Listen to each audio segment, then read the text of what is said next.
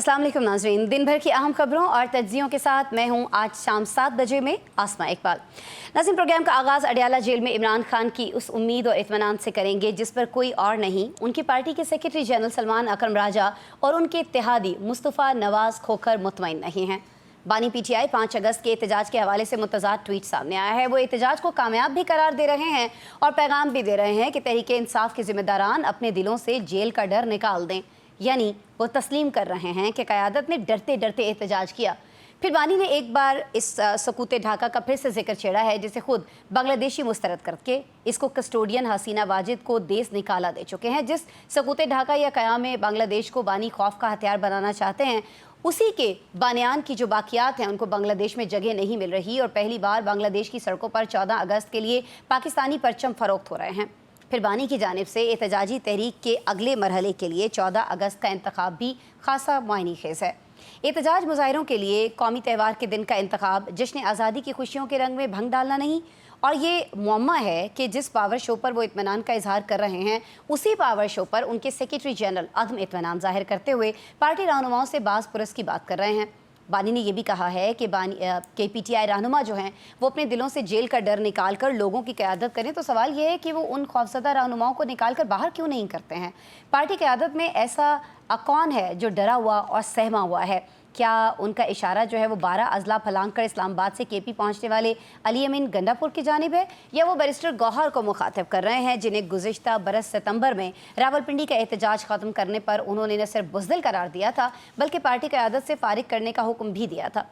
इमरान खान के इस मुतज़ाद ट्वीट को बेहतर अंदाज में समझने और जश्न आज़ादी पर एहतजाज की कॉल देने की हिकमत का राज क्या है, ये जानने के लिए जी आज हमारे साथ पैनल में मौजूद हैं सीनियर सहाफ़ी, सीनियर तज्ज़ियाकार हमें इम्तियाज़ फ़ारान साहब ज्वाइन किए हुए जी कराची स्टूडियो से वीडियो लिंक पर। मुझे ज्वाइन किया है उस्मान अहमद भट्टी साहब ने लाहौर सेंटर से वीडियो लिंक पर हमारे साथ हैं। मोहम्मद नौशाद अली साहब भी लाहौर से हैं और इस्लामाबाद में हमारे साथ स्टूडियो में तशरीफ़ रखते हैं काशिफ रफ़ीक साहब।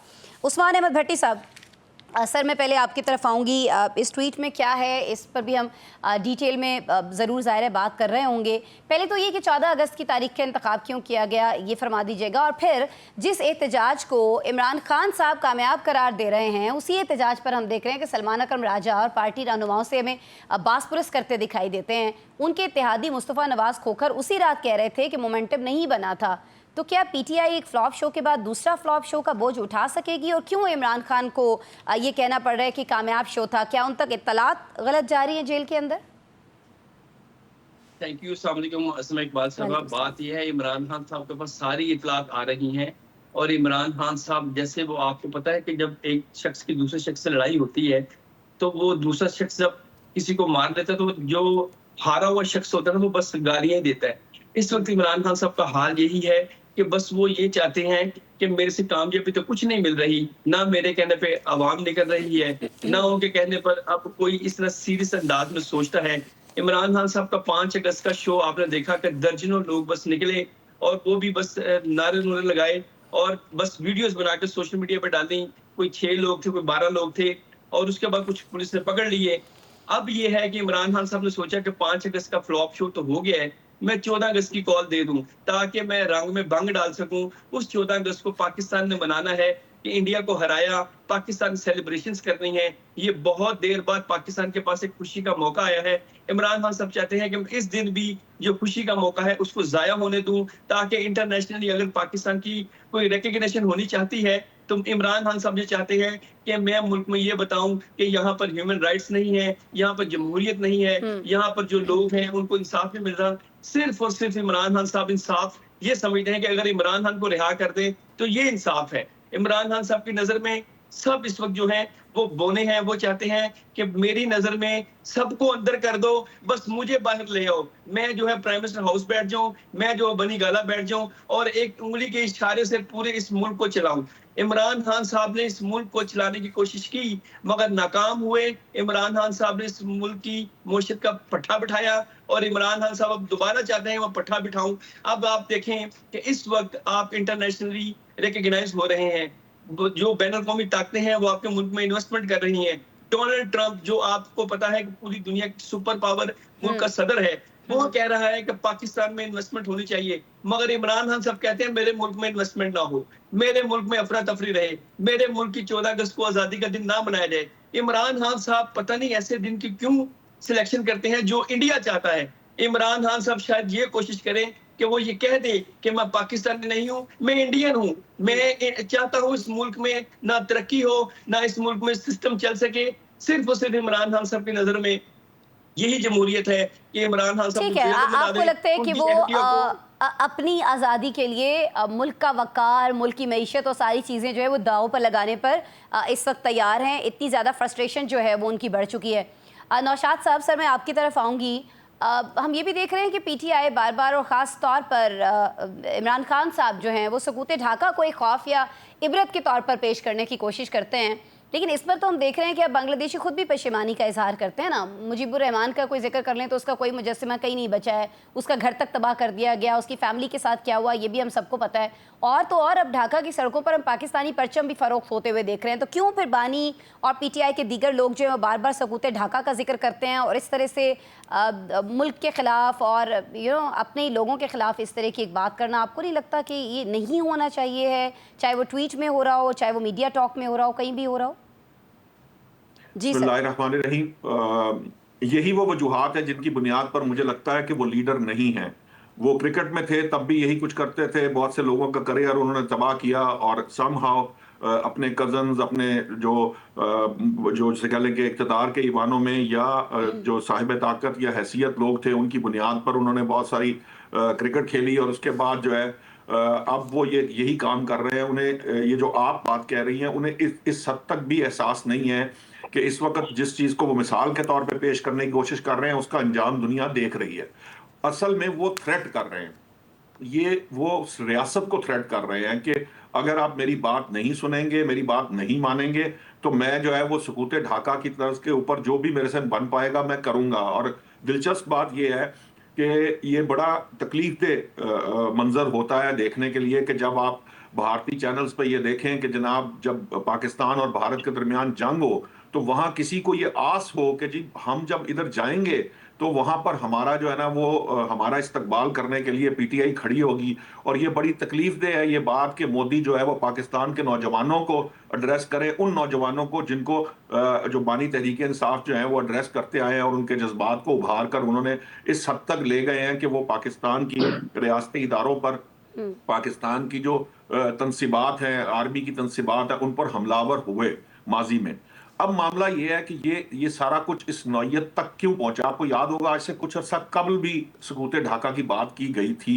उस वक्त भी बानी जो है वो इंतहाई फ्रस्ट्रेशन का शिकार थे, आज भी हैं, क्योंकि जो जो इन्होंने यौम इस्तेहसाल कश्मीर के दिन जो स्ट्राइक की कॉल दी थी वो इतने बुरे तरीके से नाकाम हुई है। मैं आपको बिल्कुल यानी फ्रॉम हॉर्सेस माउथ बता रहा हूं, बहुत मेरे दोस्त करीबी पाकिस्तान तहरीक इंसाफ के, मैं उनकी अपनी बात किसी से सुनी सुनाई नहीं, मैं उनकी अपनी बात आपको बता रहा हूं कि उनकी इस वक्त सफ़ों में ये जिसे कहते हैं ना इतनी मायूसी है कि उनको ये बात समझ नहीं आ रही कि पूरे लाहौर से 200 बंदा नहीं कहीं निकला, पूरे लाहौर से तो फिर 42 ये बंदे जो गिरफ्तार मायूसी हुए है टोटल। नौशाद साहब, सर ये जो मायूसी है, ये जो सिचुएशन रही है, जिस तरह से मोमेंटम नहीं बन सका, लोगों को बाहर नहीं उस तरह से निकाला जा सका, ये बातें आपको लगता है कि इमरान खान साहब तक पहुंची नहीं हैं? जो लोग उनसे जेल में मिले हैं उन्होंने सही से उनको बताया नहीं, क्योंकि वहाँ पर तो ज़्यादा से ज़्यादा मैक्सिमम उनके पास पीटीवी होगा ना, जिसमें उनको सिचुएशन पता चलती होगी। ये कामयाब हुआ नाकाम हुआ ये तो उनके लोगों ने बताना था, तो गलत इन्फॉर्मेशन उनको दी जा रही है जिस पर उन्होंने कहा कि बड़ा कामयाब रहा ये।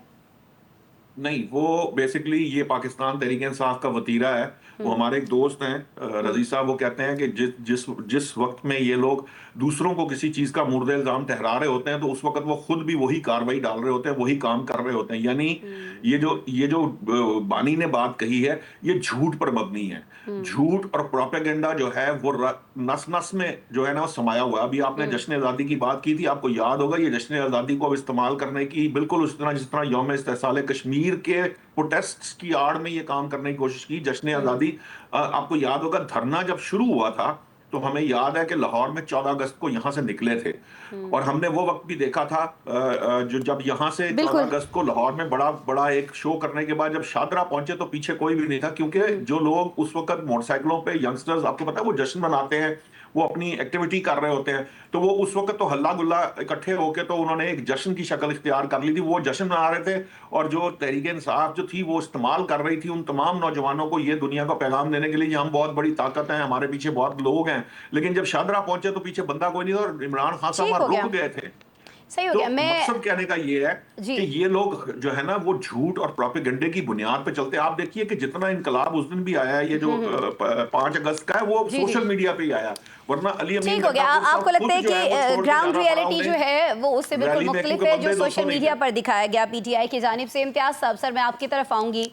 अब ये क्यों हो रहा है कि एक गलत चीज़ के बाद मुसलसल उसी तर्ज के फैसले जो हैं वो किए जाते हैं पीटीआई की तरफ से? एक एहतजाज हमने देखा फ्लॉप हो गया, नाकाम हो गया, खुद पार्टी क़यादत ही कहती हुई हमें दिखाई दे रही है मोमेंटम वो नहीं था, लोग डर के मारे, छापों का डर था, गिरफ्तारियों का डर था, लोग बाहर नहीं निकले, रीज़न कुछ भी था। लेकिन अभी एक और गलत फैसले के बाद जो फैसला किया गया था जब ये लोग हुकूमत पे मौजूद थे कि जब हम असम्बलियाँ तोड़ देंगे, एक और गलत फैसला ये सामने आ रहा है कि जब ज़मीनी इलेक्शंस होंगे तो हम उनमें पार्टिसिपेट नहीं करेंगे। हालांकि आज ही बैरिस्टर गौहर ने पार्लियामेंट का मैदान खाली न छोड़ने पर फ़ख्र का इजहार किया था, लेकिन इम्तियाज़ साहब बानी कह रहे हैं कि नाअहल करार देने वालों की जो नशिस्तें हैं उन पर इलेक्शन नहीं लड़ेंगे, यानी मैदान खाली छोड़ देंगे ना फिर से। बिस्मिल्लाहिर्रहमानिर्रहीम।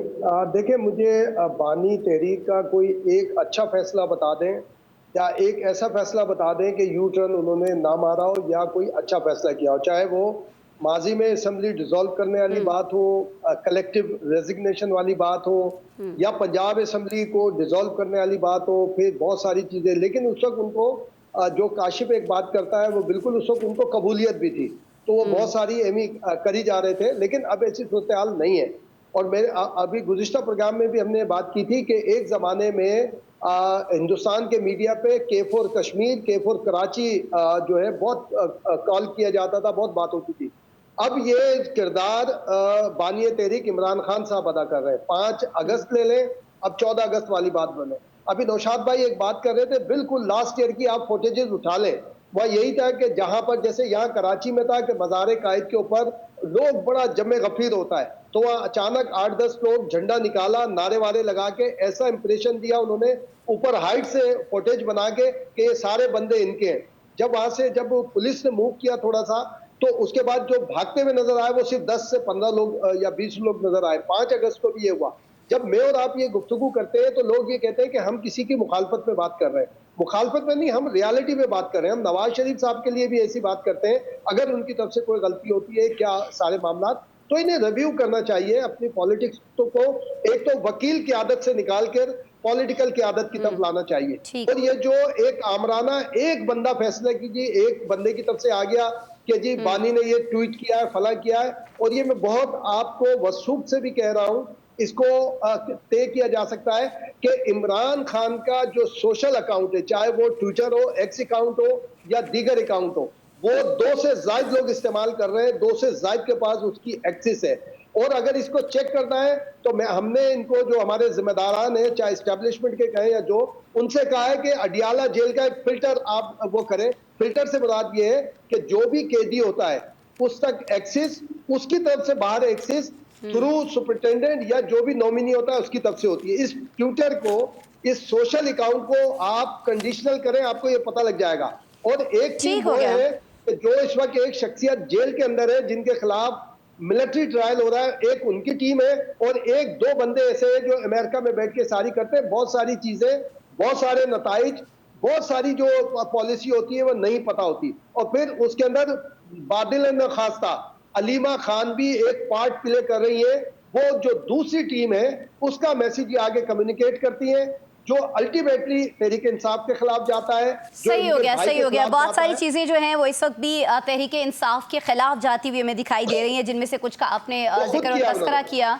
काशिफ रफीक साहब, सर मुझे ये बता दीजिएगा, ये जो बानी ने अपनी ट्वीट के अंदर खौफ का बुत तोड़ने की बात की है और जेलों से न डरने का एक पैगाम दिया है, सर ये पैगाम मुराद सईद के लिए था, अली अमीन गंडापुर के लिए था, या फिर आपको लगता है कि हालिया सज़ाओं के बाद जो मफरूर होने वाली क़यादत है उसके लिए था? और क्या आपको लगता है कि खौफज़दा क़यादत जो है अब 14 अगस्त को भरपूर एहतजाज कर सकेगी? बिस्मिल्लाहिर्रहमानिर्रहीम। एक ऐसा शख्स जो 2 साल से पाबंद सलासल है, वो शख्स अपना ट्विटर अकाउंट हैंडल नहीं कर रहा। अब उसका ट्विटर अकाउंट कौन चला रहा है और जो उसका दिल करता है वो बानी के अल्फाज पहना के और वो सामने रख देता है और हम उसके ऊपर डिबेट शुरू कर देते हैं। हजूर, बानी के ट्विटर अकाउंट 2 लोग चला रहे हैं, ये बात इम्तियाज साहब की ठीक है। एक का नाम जिब्रान इलियास है, मैं नाम बता रहा हूँ, एक का नाम जिब्रान इलियास है। यह अमेरिकन इंटेलिजेंस सर्विसेज कंपनी के लिए काम करता रहा है, 2011-12 में अमेरिका में रूपोश है। दूसरे का नाम सिबगत विर्क है, पाकिस्तान में वो भी रूपोश है। अब मसला ये है कि जब आप देखते हैं सियासी क़यादत में अथल पथल हो रही है, इख्तलाफ हो रहा है, तो जो लोग जिससे हुक हैं वो उससे कहते हैं यार आप बानी के ट्विटर से ये ट्वीट कर दें ताकि लोगों को पता लगे कि एक्चुअल चीज़ें क्या हैं। ये तो एक बात हो गई। दूसरी बात, 5 अगस्त और 14 अगस्त इन 2 अयाम या 2 दिनों में ही तहरीक इंसाफ एहतजाज के लिए क्यों तैयार होती है? जिस वक्त आपके पास कारकुनान की तादाद थोड़ी हो, आपकी लीडरशिप जो सी है वो गुमनामी में हो, इश्तिहारी हो, छुपी हुई हो, तो फिर आप ये कोशिश करते हैं कोई ऐसे अदवार के इवेंट्स सेलेक्ट कर लें कि जिसमें बहुत सारी लोग निकले हुए होंगे, तो हम ये कहेंगे जी ये हमारे लिए भी निकल आए हैं। अच्छा, अब 100, 200, 500 लोगों के दरमियान अगर 200-400 लोग इमरान खान की तस्वीर या झंडा ले खड़े होंगे तो ये तासुर देंगे सोशल मीडिया पे कि देखो जी ये हमारी लोग इतने बड़ी तादाद में निकल आए। घर में लड़ाई, बहन भाई में लड़ाई, नंद भावज में लड़ाई, इस पार्टी का ये हाल है कि बहन कहती है भतीजे आएंगे, बाप कहता है बेटे नहीं आएंगे, और सारा मीडिया हर चीज़। और हैरानकुन बात यह है कि हमारे जो वफाकी वुज़रा हैं वो कहते हैं अगर वो आए तो उनको गिरफ्तार कर लिया जाएगा। ये भाई आपके पाँव क्यों कांपते हैं? आप थोड़ा सा हौसला करें, इतनी ज़िंदगी गुजार दी सियासत में, आने दे फेस करने दे चीज़ों को। सो यहाँ पे मसला ये है कि हर कोई अपनी ख्वाहिश को खबर बना के अपनी ख्वाहिश को का फैसला चाहता है, क्योंकि उसको दूसरे से ख़तरा है। देखें, जमहूरियत में अगर हटदर्मी का रवैया इमरान खान ने ना इख्तियार किया होता, ये हटदर्मी के रवैये हमने 80s 90s में भी देखे हैं। नौशाद साहब, इम्तियाज़ साहब शायद मेरी बात से एग्री करेंगे। अब उस हटदर्मी के रवैयों को मुशर्रफ के दौर ने इकट्ठा कर दिया। अब ये नॉर्मलाइज हो गया कि यार एक दूसरे से हल्की फुल्की मौसीकी चलाओ, इख्तलाफ रखो, कोशिश करो तेरे कोल सिंध दा सूबा, मेरे कोल पंजाब दा सूबा, ओदे कोल खैबर पख्तून दा सूबा, आओ सारे लार मिल के खाओ और अपना निज़ाम चलाओ, क्योंकि मुल्क की और आवाम की फिक्र किसी को नहीं है। आज बानी तहरीक इंसाफ को मैं तवातर आपके प्रोग्राम में कह रहा हूँ, मैं चैलेंज देता हूँ बैरिस्टर गौर समेत सबको, अली अमीन गंडापुर से कोई आ जाए मुनाजरा कर ले कि भाई आप बताएं कि आप पाँव नहीं पकड़ के बैठे हुए डील और ढील के लिए। आज डील मिल जाए और बानी तहरीक इंसाफ को यह कहा जाए कि मौजूदा लीडरशिप के ऊपर कॉम्प्रोमाइज़ कर लें, एक लम्हा नहीं इमरान खान सोचेंगे, यूं क्रॉस लगाएंगे कि चल सब उनकी ट्वीट से तो ऐसा नहीं लगता। आप तो लगते हो मेरी बात सुने, मेरी बात सुने, मार्शल पे तनकीद कर रहे हैं। हजूर मेरी बात तो सुने, सबूत ढाका की बात कर रहे हैं। मेरी बात तो सुने। जी सर। बात ये है कि जनरल फैज और जनरल बाजवा पे जलसों में किसने की तनकीद? मरियम बीबी ने नहीं की, नवाज शरीफ साहब ने नहीं की। वोट को इज्जत दो, इनका नारा नहीं था। फिर जब इज्जत मिली, फिर जब इज्जत मिली, फिर किधर गया वोट, किधर गई अवाम, किधर गया फैज, किधर गया बाजवा, सब फारग, और किधर गए जुबैर उमर, सब फारग। सो ये देखें, ये सिर्फ उस वक्त तक बातें होती हैं जब तक आपको डील देने वाले डील की टेबल पे ना आने दें, ढील ना दें। जिस दिन उन्होंने डील और ढील की, यही कहेंगे कि हम चाहते हैं पाकिस्तान की फौज मजबूत फौज है, इसके अलावा गुजारा नहीं हो सकता, हम तो हमेशा इदारे के हक में थे, चंद जर्नैलों के ऊपर हमें इख्तलाफ था। ये जुमले इमरान खान साहब बाहर आके बोलेंगे अगर उनको डील मिल गई तो। अगर उनको डील मिल गई तो आप ये कह रहे हैं कि वो डील लेना चाहते हैं। एक जुमला जी सर, ईंट से ईंट बजा देंगे। आज सदर बन के बैठे हुए हैं, या वक्त पलटी खाता पता नहीं लगता। हो सकता कल उस्मान साहब सेनेटर बन के बैठे हैं, नजरिए जरूरत के तहत बहुत कुछ हो जाता है। उस्मान साहब सेनेटर बन के बैठ जाए, हमें क्या पता। नजरिए जरूरत के साथ बहुत कुछ होता है जी। ब्रेक लेते हैं और ब्रेक के बाद जब मिलेंगे हम आपसे तो हम कुछ बात करेंगे बॉर्डर पार हमारे सो कॉल्ड शाइनिंग इंडिया से। एक बहुत बड़ी खबर आई है जिसने दुनिया में तो हलचल मचाई है, इंडिया में इस वक्त बहुत ज़्यादा हलचल मचा रखी है और भारतीय वज़ीर-ए-आज़म नरेंद्र मोदी के लिए इस खबर ने बहुत सारी मुश्किलात खड़ी कर दी हैं। इंक्वायरी तक की बात हो रही है। किस चीज़ पर इंक्वायरी कराना चाह रहे हैं जी इंडियंस, ये हम आपको बताएंगे ब्रेक के बाद।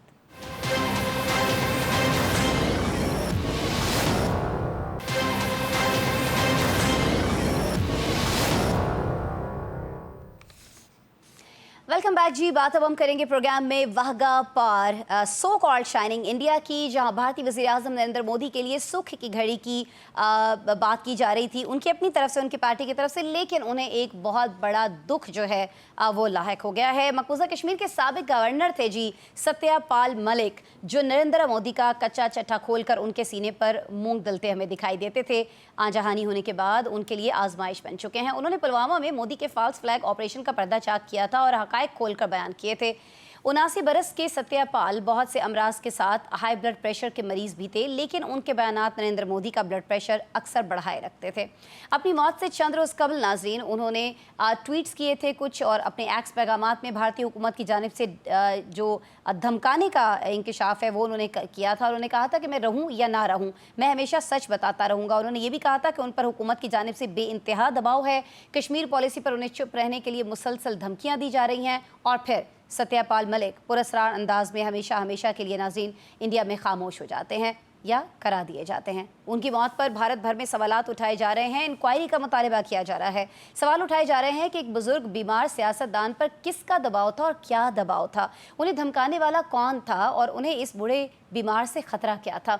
यही सवाल हम अपने पैनल से भी पूछेंगे कि जो हुकूमत अमेरिका, कनाडा और पाकिस्तान में अपने मुखालिफिन को कत्ल करा सकती है, उसके लिए अपने मुल्क में एक नापसंदीदा आवाज़ का चुप कराना क्या मुश्किल होगा? यकीनन नहीं होगा। लेकिन हमारे पैनलिस्ट की क्या राय है ये हम जानते हैं। काशिफ रफीक साहब, सर मैं आपकी तरफ आऊँगी। सर ये बताइएगा कि एक शख्स जो अपने एक्स पर आकर ये कहता है, अपने ट्विटर पैगामात के अंदर ये कहता है कि भाई मुझे धमकाया जा रहा है, मुझे डराया जा रहा है, और फिर इस ट्वीट के बाद वो अचानक इंतकाल कर जाता है और पूरा इंडिया ये मुतालबा कर रहा है कि इसमें दाल में कुछ ना कुछ काला है, शायद इनको मर्डर किया गया। और वो मुल्क जिसके, जैसे मैंने कहा, कनाडा में करा सकता है, अमेरिका में करा सकता है, पाकिस्तान में करा सकता है, और फिर डंके की चोट पर कहता है कि मैंने कराया, तो वो खुद इंडिया में नहीं करा सकता। तो आपको नहीं लगता इंक्वायरी का तकाजा सही है काशिफ सर? अच्छा अस्मा बीबी, जिस वक्त ये जारियत का मामला था, जंग लगी हुई थी, उस वक्त बहुत सारे चैनलों की ट्रांसमिशन इंडिया में बंद हुई थी और न्यूज़ वन की भी बंद हुई थी। अब मुझे नहीं पता वहाँ पे इंडिया में न्यूज़ वन की ट्रांसमिशन बंद है या नहीं बहाल है कि नहीं है, लेकिन जो बात मैं कहना चाह रहा हूँ शायद उसके बाद बंद ही हो जाए। मामला ये है कि मोदी साहब को मशवरा है कि आप अपनी जन्म कुंडली जो है ना अपने पंडितों से दोबारा चेक करवा लें। आपके साथ कोई ऐसा मामला है कि आप राह जाते आपके गले में अजाब फिट हो रहे हैं। जिसको अपना दोस्त कहते थे ट्रंप, वो भी आपसे नाराज, रूस भी नाराज, जंग भी हार गए, सियासतदान भी हार गए, मईशत भी तबाह करवा ली, और अब ये सत्यपाल मलिक जो है, अब देखिए शाइबा क्यों उनकी तरफ जा रहा है। उन्होंने पुलवामा के हवाले से इंकशाफात किए कि ये फॉल्स फ्लैग ऑपरेशन था।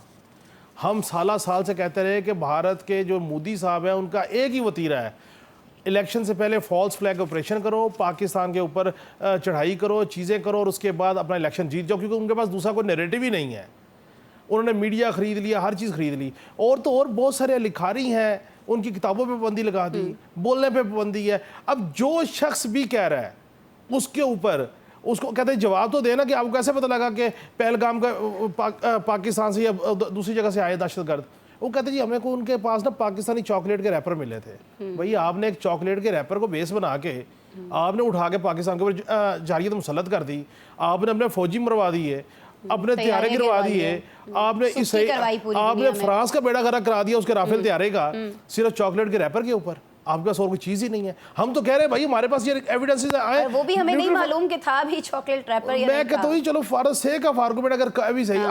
अब मसला ये है कि खुद अपोजिशन कह रही है कि सर एक दफ़ा आप पार्लियामान में खड़े होकर कहें कि मैं ट्रंप की सीज फायर को नहीं मानता, नहीं कहते।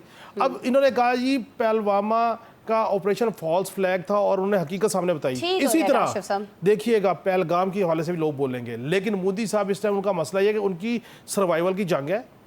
वो दोबारा जारियत करने का भी सोचेंगे, वो बंदों को मरवाएंगे, कटवाएंगे, मुसलमानों के वोट उड़वाएंगे, किसी भी सूरत उन्हें ज़िमनी इलेक्शन जीतने जो नवंबर से शुरू हो रहे हैं। ठीक है, इम्तियाज फरहान साहब मुझे बता दीजिएगा, ये जो इतनी सारी चीज़ें मोदी सरकार की तरफ से की जा रही हैं, तो एक और चीज़ कर लें, ये जो सत्या की मौत हुई है इसकी इंक्वायरी का ऐलान कर दें। सारी कयास आ रही हैं खुद ही खत्म हो जाएंगी, क्यों नहीं किया जा रहा है ये ऐलान अभी तक? देखिए, अगर दबाव में कर भी देंगे तो क्या इस बात के क्या यानी कि है कि जी सही रिजल्ट आएगा, इंक्वायरी सही होगी, क्योंकि मोदी जो है मोदी ने अपना वोट बैंक शुरू से, चाहे वो जब गुजरात के यानी बुचर ऑफ गुजरात उनको कहा जाता है, अब वहां से लेके अब तक उनका वोट बैंक जो है तासुब और खौफ के ऊपर बना हुआ है। या तो वो तासुब पैदा करते हैं मुसलमानों, ईसाइयों, सिखों के खिलाफ, या फिर वो एकदम खौफ का माहौल लेकर आते हैं कि अगर इस हलके से वोट नहीं मिले तो यहाँ पर कोई कार्रवाई हो जाएगी। वही सत्यापाल के मामले में है। इसका मतलब ये हुआ कि उन्होंने सतिया को एक निशाना बनाकर, कोट अनकोट, जो दायरे के शक शुबात तो उधर ही जा रहे हैं, निशाना बनाकर बाकी जो पार्टी के अंदर लोग जो बोलना चाहते थे या थोड़ी सी मध्यम आवाजें थी उनको भी दबाने की कोशिश की कि अगर किसी ने मेरे खिलाफ इस तरह, क्योंकि सत्यापाल उन्हीं की पार्टी के थे, उन्हीं के नामजद गवर्नर थे ऑक्युपाइड कश्मीर के अंदर, तो वो बाकी आवाजों को भी दबाया। एक तीर से कई एक शिकार करने की कोशिश। फिर ये कि जी पूरा मीडिया सतिया वाले मर्डर के ऊपर चला जाए या उनकी मौत की जानिब चला जाए, और फिर जो ट्रंप वाले जो मामलात हैं उनके ऊपर थोड़ा सा गर्द आ जाए या पर्दा पड़ जाए, उसके ऊपर कोई इतनी तरीके से बात ना हो। ये पुराने उनके हथकंडे हैं। बीजेपी यही करती रही है, और बीजेपी जब इक्तिदार में नहीं थी उसकी हिस्ट्री, हिंदुस्तान के बनने से पहले की हिस्ट्री भी देखेंगे तो यही हिस्ट्री उनके पायनर्स की भी रही है कि तासुब और खौफ के जरिए ही वो काम करते रहे। अब ये किस आगे मरहले में जाता है, लेकिन इसको कम से कम मैं समझता हूं कि अब उनकी पोजीशन, जैसे जन्म कुंडली की बात कर रहे थे देखने, तो जन्म कुंडली के साथ साथ पॉलिटिकल कुंडली भी अब दिखाने की जरूरत है।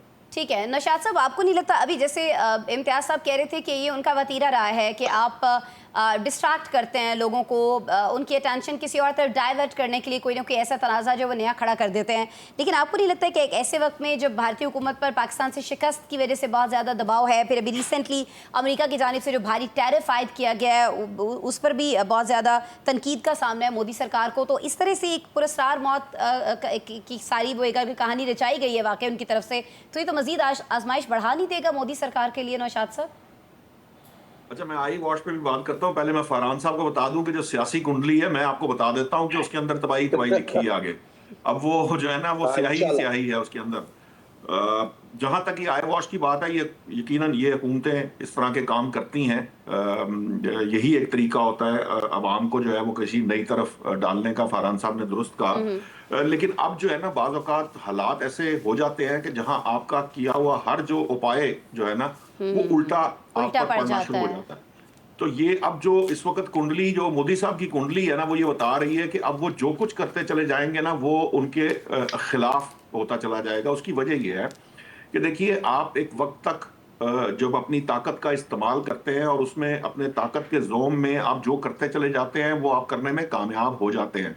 ये मामला आज का नहीं है, ये मामला गुजरात के उस मामले से शुरू हुआ था जहां पे वो बुचर थे और इनकी काबीना के अंदर जो मेन करता धरता जो इनके साथ लोग हैं, जो किचन कैबिनेट है मोदी साहब की, वो सारे लोग हिस्ट्री शीटर्स हैं।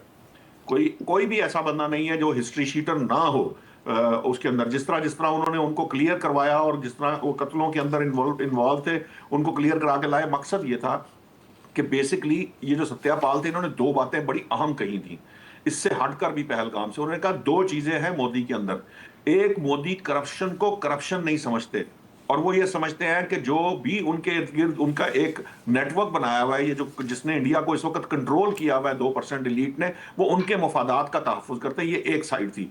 और दूसरी साइड थी कि मोदी इक़्तिदार में रहने के लिए किसी चीज को भी नाजायज नहीं समझते, चाहे वो कत्ल गारत हो, चाहे वो दूसरे ममालिक में जाके कत्ल गारत करना हो, चाहे वो दहशतगर्दी कराना हो पाकिस्तान के अंदर या किसी मुल्क के अंदर।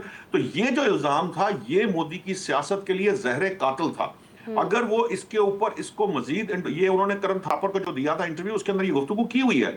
अब मसला ये है कि ये बातें अगर आगे चलती चली जाती तो अब जो कुछ मोदी साहब कर रहे हैं, ये जो चीजें सामने आती वो मजीद उसको इंडोर्स करती, इसलिए उन्होंने उस आवाज को दबा दिया। और जो फरहान साहब वाली बात है कि इसको आई वॉश के तौर पे भी इस्तेमाल करने की कोशिश की गई है, वो अलग बात है कि जो आप बात कह रही हैं कि अब पूरा हिंदुस्तान जो है वो इस टैक्टिक को समझते हुए अब उनके इस आई वॉश के जो है ना उससे वो नहीं होगा, मरहूब नहीं होगा, वो उल्टा पड़ना शुरू हो जाएगा उनके लिए, क्योंकि उनकी तमाम टाइड्स जो है इस वक्त मोदी के अगेंस्ट हो चुकी हैं। सही हो गया। उस्मान साहब, आप मुझे ये बता दीजिएगा, जैसे अभी बाकी साहिबान भी बात कर रहे थे, मोदी सरकार का ये ट्रैक रहा है ना कि वो अपने मुखालिफिन को इंतकामी कार्रवाइयों का निशाना बनाते रहे हैं।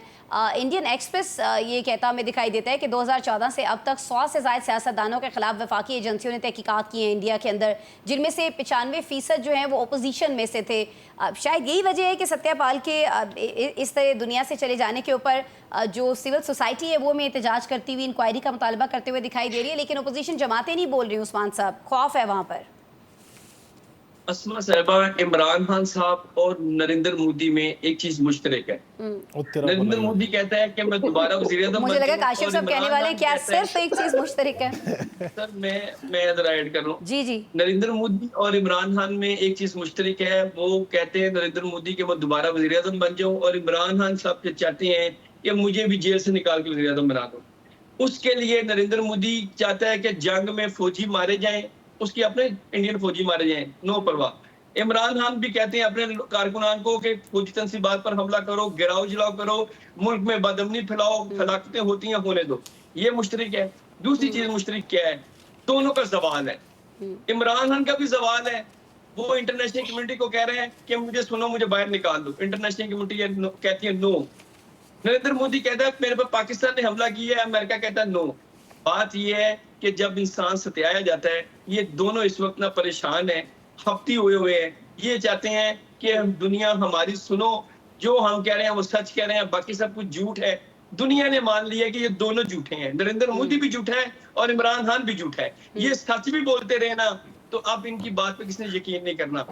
वो काशिफ साहब का हैंड रेज हुआ है। जी जी काशिफ साहब, जी काशिफ साहब, मैं सिर्फ ऐड ये करना चाहता हूँ कि देखें, बसद एहतराम जब कबूलियत होती है ना तो बंदे का झूठ भी सच बिकता है। और बड़े लंबे लंबे जलसे होते हैं सर, मीनार पाकिस्तान में जलसे होते हैं, मैंडेट मिलते हैं और हुकूमतें मिलती हैं, और जब बंदे की कबूलियत ख़त्म हो जाती है ना तो फिर बंदे का मैंडेट भी नहीं मिलता। जी नौशाद साहब, दुनियावी ताकतों के ऊपर ये भी फिर एक मान लेना। ताकत है, और जब वहां से जब मामला खराब हो जाए ना तो फिर ना यहाँ कबूलियत काम आती है ना मकबूलियत काम आती है। अच्छी भली नौशाद साहब, तो हम बात इसलिए- कर रहे थे अब भारत के हवाले से। आप लोग पता नहीं क्यों हुकूमत की तरह बार बार, हुकूमती अरकान की तरह आप लोगों को भी बार बार हर मामले पर ना इमरान खान याद आ जाते हैं। उनकी भी कोई तकरीर, कोई इवेंट, कोई चीज जो है ना वो कंप्लीट नहीं होती बानी के बगैर। उस्मान आप लोगों की भी नहीं साहब होती। अब मुझे ब्रेक के बाद दोबारा से काशिफ साहब आप दोनों की वजह उस्मान से साहब ने रिजेम्बलेंस क्रिएट की है, तो मैं तो क्या फिर चलो हम भी चले जिम्मेदारी उस्मान साहब पे इस पे डाल देते हैं। ब्रेक ले रही हूँ आप लोगों की इजाजत से। और नाज़रीन, जब हम ब्रेक के बाद मिलेंगे तो आज पाकिस्तान में जो खबर सबसे ज्यादा डिस्कस हो रही है वो है जी बहरिया टाउन के हवाले से, मलिक रियाज साहब के हवाले से, जिनका कभी आतूती बोला करता था, पाकिस्तान भर में हुकूमतें गिराते थे, हुकूमतें बनाते थे, लेकिन आज ये कहा जा सकता है उनके मामलात को देखते हुए कि बदलता है रंग आसमां कैसे कैसे। आसमान ने उनके लिए क्या क्या रंग बदला है और ज़मीन पर उनके साथ क्या कुछ होने जा रहा है। उनके करप्शन की भी बहुत सारी कहानियाँ हैं, और नैब जो है उनकी ज़मीनें भी हमें फ़रोख्त करती हुई दिखाई देती है। बहुत सारी आज प्रॉपर्टीज़ हैं वो फ़रोख्त कर भी दी गई हैं। इस पर डिटेल में बात करेंगे ब्रेक के बाद।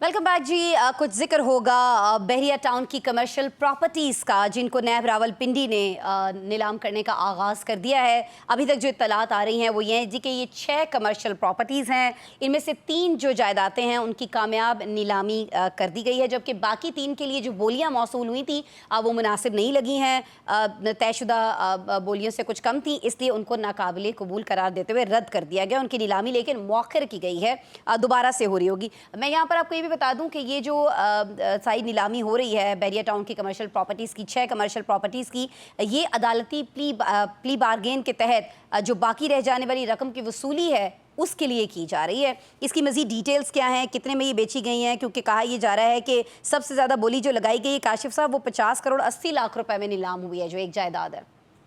देखें, 50 करोड़ 80 लाख रुपए में एक मार्की है जो नीलाम हुई है। इसके अलावा दो उनके कॉर्पोरेट ऑफिस थे, एक ऑफिस 87 करोड़ में नीलाम हुआ है, दूसरा 88 करोड़ में नीलाम हुआ है। तकरीबन 226 करोड़ रुपए की मजबूती तौर पर रकम है, जिसमें 3 प्रॉपर्टीज़ नीलाम हुई हैं और 3 प्रॉपर्टीज़ जो हैं उसकी नीलामी मुअख्खर कर दी गई है।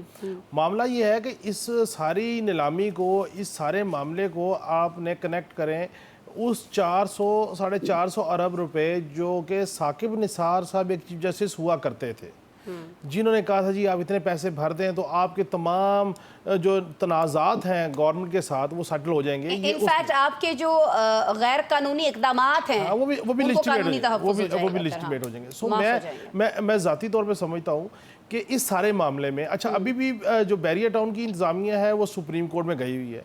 और मैं इधर ना एक बड़ी इंपॉर्टेंट चीज़ है, जी जी, अब हाई कोर्ट ने इस नीलामी को रोकने की जो इस्तात थी मुस्तरद कर दी। गो के इसी हाई कोर्ट ने कुछ अर्सा पहले स्टे दिया था। अब सुप्रीम कोर्ट में नीलामी की जो इस्तात मुस्तरद की इस्लामाबाद हाई कोर्ट ने उसकी पिटीशन फाइल करने वाले वकील का नाम है फारूक एच नाइक। जी। अब फारूक एच नाइक पिटिशनर हैं, नीलामी रुकवाने वाले, नीलामी हो रही है, 226 करोड़ रुपए की 3 जदादें नीलाम हो चुकी हैं। बस इससे आगे तो इम्तियाज़ भाई बता सकते हैं कि फारूक एच नाइक साहब क्यों मैदान में उतरे हैं। इम्तियाज़ साहब, ये ज़ायरा बहरिया का जिक्र कर रहे हैं तो बहुत सारे लोग जो हैं वो इस सारी सिचुएशन में मुतासरीन में से भी हैं, लेकिन बात वही है जो काशिफ साहब ने जिस तरह से कहा कि पहले उन्हें ये एक ऑफ़र दी गई चीफ जस्टिस साहब, साबिक चीफ जस्टिस साहब की जानिब से कि आपने जो भी किया है, आबादियों पर आपने गैर कानूनी कब्जे किए हैं, कच्ची बस्तियों को गिराया है, जो भी आपने किया आप इतना जुर्माना दीजिए और उसके बाद आपके सारे गुनाह माफ़ कर दिए जाएंगे। तो ये स्टोरी तो असल में वहीं से शुरू होती है ना सर सारी। बिल्कुल आसमा, और उस वक्त जिस वक्त ये साकिब निसार ये फैसला दे रहे थे तो उस वक्त गरीबों की आबादी मूसा गुजर नाले की, औरंगी नाले की और लियारी नाले की उड़ाई जा रही थी। उसको जस्टिफाई किया था और जस्टिस ये साकिब निसार ने सिर्फ ये मलिक रियाज को ही वो ऑप्शन नहीं दिया था, खुद जो जस्टिस कई एक जस्टिस साहबान के इस्लामाबाद में जो बड़े मशहूर अपार्टमेंट के अंदर जगहें थी वो दिया, बनी गाला भी दिया उन्होंने, बनी गाला में जो कुछ वायलेशन थी उसको भी रियायत दे दी।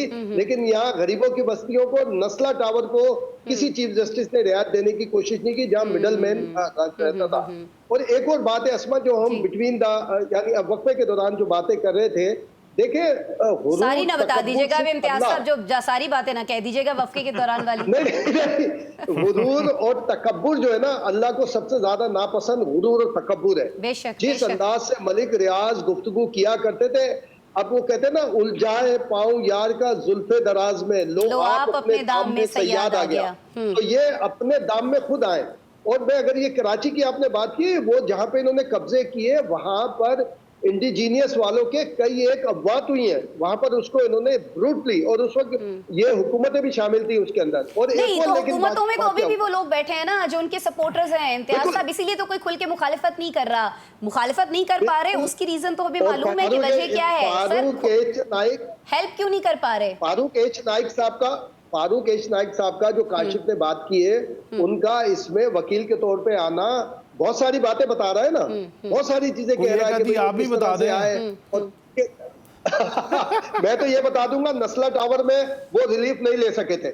नहीं, उसमें जस्टिस गुलजार ने सर मैं नहीं आपकी दिया तरफ था। आऊंगी नशाद साहब, आप खास बात आसमा, जी आसमा एक और खास बात है, कराची में जब ये बहुत बड़ा आइकॉन टावर बना रहे थे जो कि स्टे हुआ है, जो कि रुक गया, इन्होंने गाजी शाह अब्दुल्ला शाह गाजी बाबा की जमीन इन्होंने कट करके ली और फिर शिव मंदिर है वहां पे, 450-500 साल कदीम शिव मंदिर है जो कि अंदर है, 70 फीट अंदर है, उसको डैमेज करने की कोशिश की जो अंडर पास बन रहा था। एक और अब मलिक रियाज एक अल्लाह की पकड़ से भी बचे, यानी कि अल्लाह की पकड़ में भी है, क्योंकि अगर मदीना ये जो आपको $19 मिलियन पाउंड वाला मामला था वो भी एक मजहबी टच की वजह से हुआ था।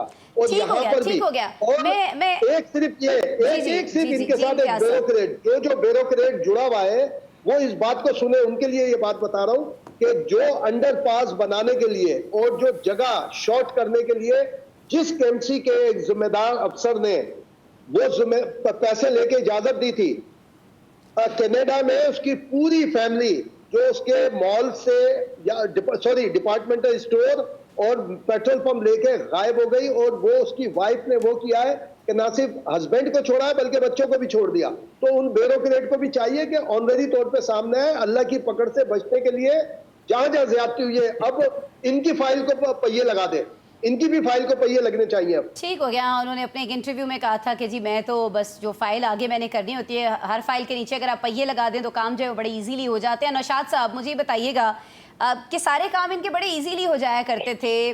जरदारी साहब के बड़े करीब समझे जाते थे, इमरान खान साहब को इन्होंने क्या रियायत दी, इमरान खान साहब ने साकिब निसार के ज़रिए इनको क्या रियायतें दिलवाई, काशिफ साहब ने भी कुछ तस्करा किया, कुछ सारी चीज़ें हमें भी मालूम है।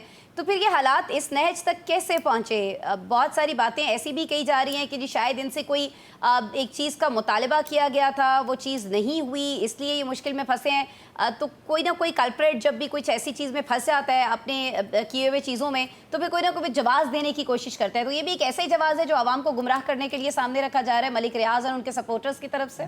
मुझे नौशाद साहब जो अस्मा साहबा ने कहा थे जरदारी साहब के करीब थे, मुझे इस पे एतराज़ है। फारूक नाइक वकील हैं सुप्रीम कोर्ट में। लेकिन चलिए अगर अभी भी हैं तो हेल्प क्यों नहीं कर पा रहे? सवाल था का तो मैंने इसलिए कहा ना, कुर्बतें तो अब दूरी इसलिए दिखाई देती हैं कि मदद ही नहीं कर पा रहे, तो ऐसी कुर्बत का फायदा नौशाद साहब। काशिफ साहब जो है ना वो थोड़ा सा सब्र से काम लेते तो जो ये फरहान साहब ने जवाब नहीं दिया था मैं वाज़ेह तौर पे देने लगा था। देखिए बात ये है कि पहले जरा ना मैं आपको फाइलों के पहिए की बात बताऊं। जब फाइलों के पहियों की बात होती है ना तो फिर हमें ये सोचना चाहिए कि ये सारी की सारी हमारे सिस्टम की नाकामी है। ये उस निज़ाम की नाकामी है जहां फाइलों को पहिए लग जाते हैं और कोई चेक एंड बैलेंस नहीं होता। क्या आज मेरा ये सवाल उठाने का हक नहीं बनता कि मुझे कोई बताए कि जब ये सारा कुछ हो रहा था उस वक्त जो अहले इक़्तिदार हैं, जो अरबाब इख्तियार हैं, वो कहाँ गए हुए थे, वो क्या कर रहे थे? ये जिन ब्यूरोक्रेट्स की या जिन लोगों की ड्यूटियों की अभी फरहान साहब ने बात की है, वो सारे क्या कर रहे थे उस वक्त, जो आज जो है वो बड़ा बढ़ चढ़कर इस मामले के अंदर आगे बढ़ेंगे। अभी तो 1 अरब मेरे ख्याल ये 20 करोड़ डॉलर की मनी लॉन्ड्रिंग का भी, 12 करोड़ डॉलर की मनी लॉन्ड्रिंग का भी बैरिया टाउन अस्पताल से जो रिकवरी हुई है डॉक्यूमेंट्स उसके अंदर आ रहे हैं। हालांकि उन डॉक्यूमेंट्स को जलाने की कोशिश की गई लेकिन फिर भी लग गए वो हाथ।